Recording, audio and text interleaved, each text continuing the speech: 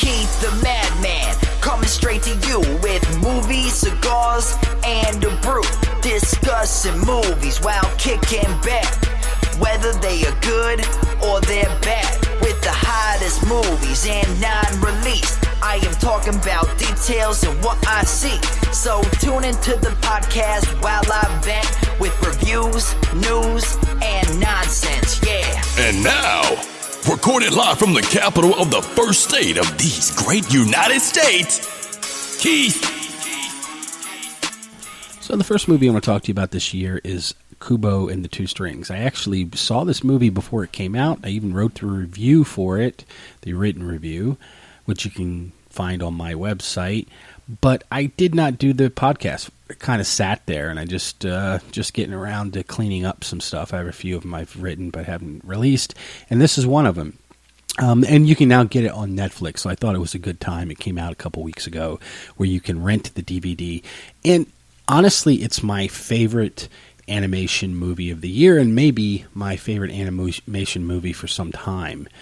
Kubo and the Two Strings is the second stop animation feature from Laika. The first one they did was Coraline, which was pretty popular as well. And this is really a Japanese mythic fantasy with somber-like horror elements that has this, plucky youth protagonist in Kubo. It's definitely a dark feature. It's somber, dark, and fantastic. Kubo's mother is running away from Kubo's grandfather at the beginning of the movie in epic fashion, and she bangs her head, and you see the baby on the shore. You kind of fast forward ahead, and you see Kubo taking care of his mother, who seems to be in a blank trance, and after he takes care of her in the morning, he goes off for the day and works in the village as an entertainer.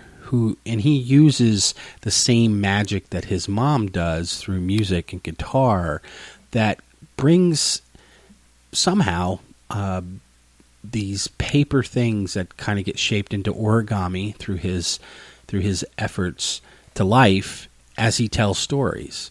And he entertains crowds fantastically, and it seems to be a cycle that he's done for quite a while.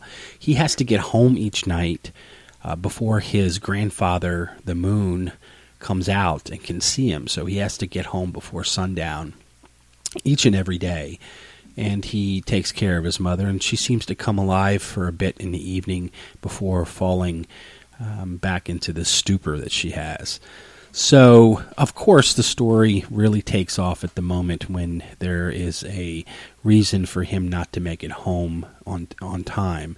And his mom tries to defend Kubo from her sisters and who appear on the scene because they can now see him because he's out at night.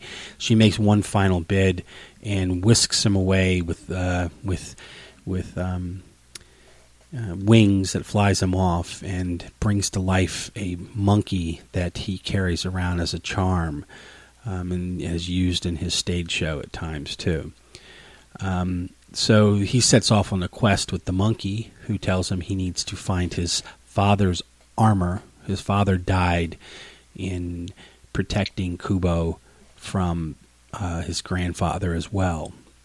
So this sort of brings them along, and Charlize Theron plays the monkey and gives voice to the monkey, and they're joined in this quest by a beetle samurai warrior that has a connection to his father. He was a student, he says, who's played by Matthew McConaughey, and the samurai soldier was also in his stories, because many of his stories that he told from in the village were stories that his mom had told him, and in some ways it was connected to his own real life. So this is a dark and wonderful movie. It possesses charm, and it's original. It's not a real tale, but it has ties to me in that epic Greek and Roman mythology style. There's an element here that to be godlike is not something you really aspire to do. Those that try to be godlike, they lose their humanity. And this is very, directly tied into the fact that he loses his sight. He can no longer see humanity if he were to lose both of his eyes. And that's what his grandfather is seeking. So, I think this is a must-see for 2016. It was, but it's not going to be your normal fare. This is not a Disney, Pixar thing. This is all in the family, and there's some dark elements under it about expectations of family and, what it takes to be human. And all those things are kind of wrapped up in here. Probably why I enjoyed it so much, and I actually have it probably pretty high in my top 10 for this year. I give it an A. It's not too often I'd give an animated piece an A. I did see a few others this year. Like I saw Finding Dory and I think Zootopia and the BFG. But this was definitely the top out of those. And in general, I think it was one of the better movies of the year. So I'm going to play the trailer for it after a few little advertising words, which won't take more than a few seconds.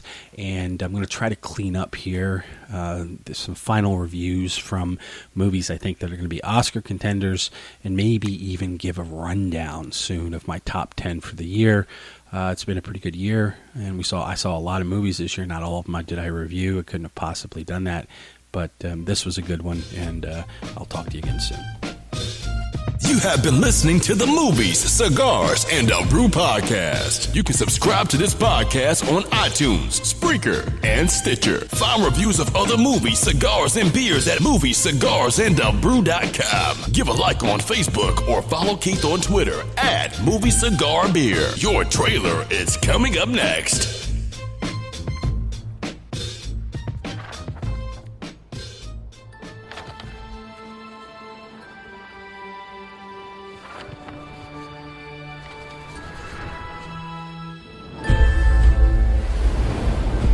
If you must blink, do it now. Pay careful attention to everything you see, no matter how unusual it may seem. If you look away, even for an instant, then our hero will surely perish.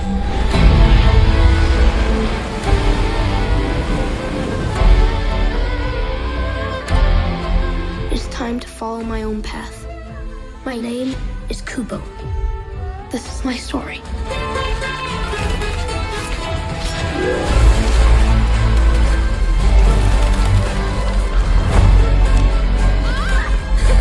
Your magic is growing stronger, but when we grow stronger, the world grows more dangerous.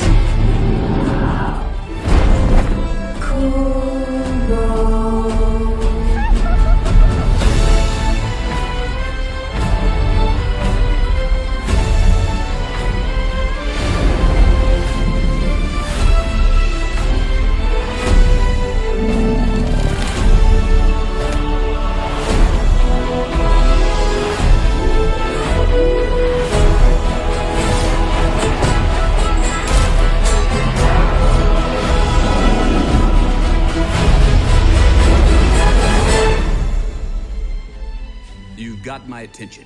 I promise I won't even blink. I actually don't think I even can blink. Do I have eyelids?